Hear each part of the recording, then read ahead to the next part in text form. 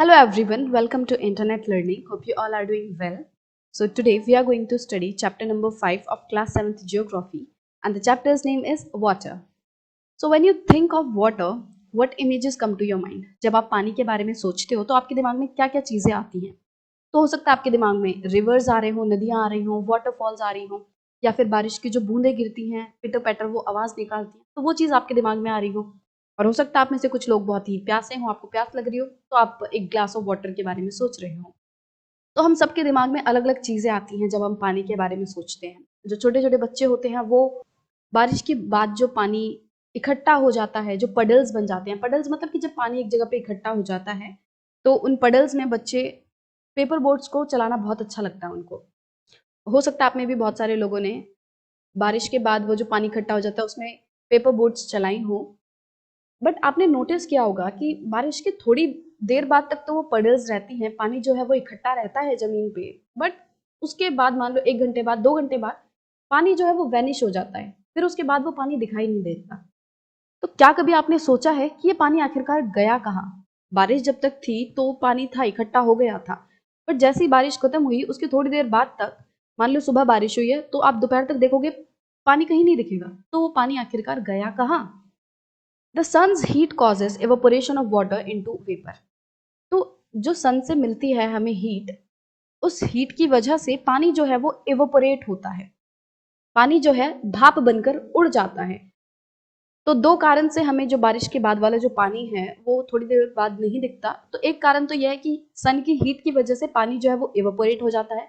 दूसरा ये है कि जहाँ पे जमीन है, जहाँ पे कॉन्क्रीट रोड नहीं है, तो वहां पे क्या होगा, जमीन जो है वो पानी को सोख लेगी। ठीक है, थोड़ी देर बाद जो जमीन है वो पानी को पूरा अपने अंदर तक एब्जॉर्ब कर लेगी और कुछ पानी जो है वो सूरज की वजह से उड़ जाएगा, एवोपोरेट हो जाएगा। तो इस वजह से थोड़ी देर बाद हमें कोई भी पानी आसपास नजर नहीं आएगा। अब जब सन की हीट की वजह से पानी एवोपरेट होता है तो क्या होता है कि यहाँ पे वो आसमान में गया, ठीक है, जैसे यहाँ पे पानी था, ठीक है, और वो इवोपरेट हो गया। अब कुछ ऊंचाई के बाद क्या होता है, ये पानी जो है वो ठंडा होने लगता है।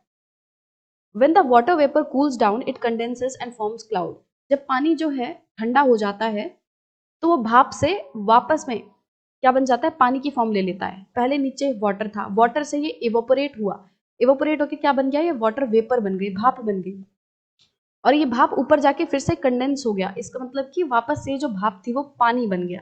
ठीक है, और ये जो पानी की बूंदें हैं, इन्हीं के क्लस्टर्स को हम क्या कहते हैं, क्लाउड्स कहते हैं। कि जब बहुत सारे इस तरह की जो वाटर ड्रॉपलेट्स हैं आसमान में इकट्ठा हो जाती हैं तो वो क्लाउड्स बनते हैं। और जब ये जो वाटर ड्रॉपलेट्स हैं बहुत ज्यादा हैवी हो जाती हैं कि अब वो एयर में और ज्यादा नहीं रह सकती, तब वो पर्सपिटेशन के रूप में नीचे आ जाती हैं। पर्सपिटेशन क्या होता है, वाटर जब किसी भी फॉर्म में जमीन पर आके गिरता है तो उसे हम पर्सपिटेशन कहते हैं। अब किस किस फॉर्म में आके गिर सकता है पानी, जो वाटर है वो रेन की फॉर्म में हो सकता है कि जब ऊपर से जो पानी है वो लिक्विड फॉर्म में अर्थ सरफेस पे आ रहा है, या फिर स्नो कि जब वो बर्फ के रूप में पानी नीचे आ रहा है, और स्लीट। तो अलग अलग फॉर्म्स में पानी जो है वो अर्थ सरफेस पे आ सकता है। तो अभी तक हमने क्या पढ़ा कि एक जगह पे धरती पर कहीं पानी है, ठीक है, ये पानी था। अब सूरज की हीट की वजह से ये इवोपोरेट हुआ, थोड़ी दूर जाके ये वापस से इवोपोरेट हुआ तो ये भाप बन गया। अब थोड़ी देर ऊपर जाके जो टेम्परेचर था वो गिरा और ये जो पानी है वो ठंडा हो गया, और ठंडा होने की वजह से जो भाप थी वो वापस से पानी की बूंदों में बदल गई। ठीक है, वाटर ड्रॉपलेट्स में बन गई। अब ये वाटर ड्रॉपलेट जो है वो मिलकर क्या दिखेंगे, हमें बादल की फॉर्म में दिखेंगे। अब कभी कभी ये जो बादल है वो इतने ज्यादा हैवी हो जाते हैं कि अब ये वाटर ड्रॉपलेट्स अब और ज्यादा एयर में नहीं रुक सकते, तो इसलिए ये नीचे आ जाते हैं।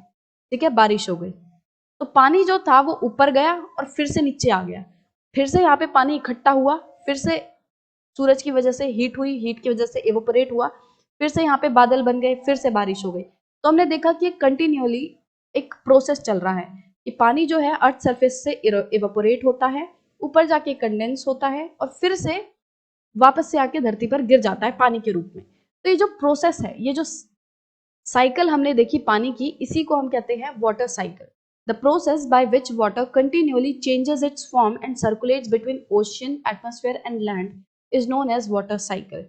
इस साइकिल को ही हम क्या कहते हैं, वाटर साइकिल। की जो मैंने भी आपको बताया कि पानी जो है वो पहले धरती पे था, फिर वो एवोपोरेट हुआ, आसमान में चला गया, ठीक है, बादल बन गए, अब बादल से फिर वो वापस से नीचे बारिश हो गई, बारिश हो गई, फिर से पानी जो है वो धरती पे ही आके गिरा, तो धरती से पानी उड़ा था, वापस से धरती पे आके गिर गया, तो एक साइकिल बन गई। तो जैसा कि आप इस पिक्चर में देख सकते हो कि यहाँ पे पानी था, पानी यहाँ से एवोपोरेट हुआ, एवोपोरेट होके वो यहाँ पे ऊपर गया, ऊपर जाके कंडेंसेशन हुई पानी की। कंडेंसेशन मतलब कि जब पानी गैस से वापस से लिक्विड की फॉर्म लेता है, भाप से वापस से पानी बन गया, ठीक है। यहाँ पे कंडेंसेशन हुई, उसके थोड़ी देर बाद क्या हुआ, प्रेसिपिटेशन हो गया, मतलब कि प्रेसिपिटेशन में कि पानी जो है वो वापस से नीचे आके गिरा, नीचे आके गिरा तो अलग अलग नदियों में गिरेगा, अर्थ के सरफेस पे गिरेगा, और अर्थ के सरफेस से भी पानी कहाँ जाएगा, नदियों में ही जाता है। फिर ये नदियों से बह बह के पानी जो है वापस से ओशंस में आके मिल जाएगा, सी में, समुद्र में आके मिल जाएगा, फिर से यहाँ से पानी जो है वो इवोपोरेट होगा। तो ये एक साइकिल सी चलती ही रहेगी, चलती ही रहेगी, ठीक है। तो our earth is like a terrarium. Terrarium क्या होता है, it is an artificial enclosure for keeping small house plants.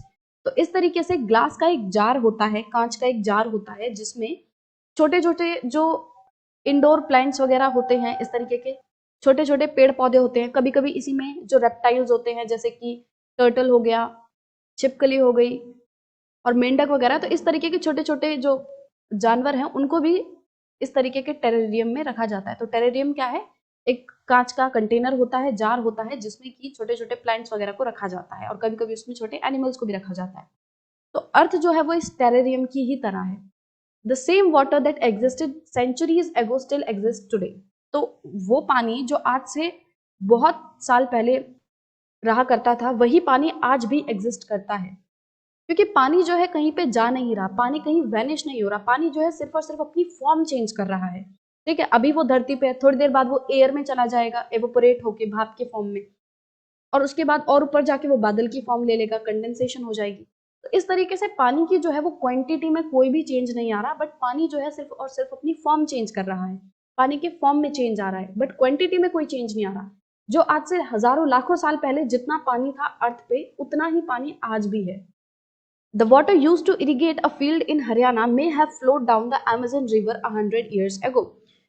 तो हरियाणा में जिस पानी से आज खेती हो रही है, जिस पानी को अपने खेतों में दिया जा रहा है, हो सकता है वो पानी आज से हजारों साल पहले अमेज़न रिवर से आया हो। तो पानी जो है वो सिर्फ अपनी फॉर्म चेंज कर रहा है, अपनी जगह चेंज कर रहा है। आज वो मान लो इंडिया में है, हो सकता है कल वो कहीं और हो, कल वो अमेरिका में चला जाए पानी जो है। तो इस तरीके से सिर्फ जगह चेंज हो रही है और फॉर्म चेंज हो रही है, बट क्वांटिटी नहीं चेंज हो रही। The major sources of fresh water are the rivers, ponds, springs and glaciers.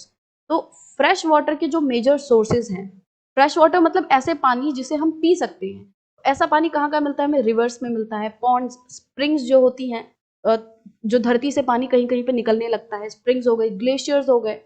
Glacier क्या होता है, रिवर ऑफ आइस, जो आप पहाड़ों पे देखते हो कि बर्फ जम जाती है बहुत ज्यादा, तो वो भी एक फ्रेश वाटर का सोर्स है। The ocean bodies and the sea contain salty water. तो ये जो ओशियन बॉडीज होती हैं, जो समुद्र होते हैं, इनमें सॉल्टी वाटर होता है, और ये पानी जो है वो हम पी नहीं सकते। क्यों? क्योंकि इसमें बहुत ही ज्यादा सॉल्ट होता है और ये हम नहीं पी सकते। The water of the oceans is salty और saline as it contains large amount of dissolved salt. अब ये जो ओशन का पानी है, जो सी का पानी है, समुद्र का पानी है, ये इतना सॉल्टी होता क्यों है? क्योंकि इसमें बहुत ज्यादा मात्रा में सॉल्ट्स वगैरह मिले होते हैं।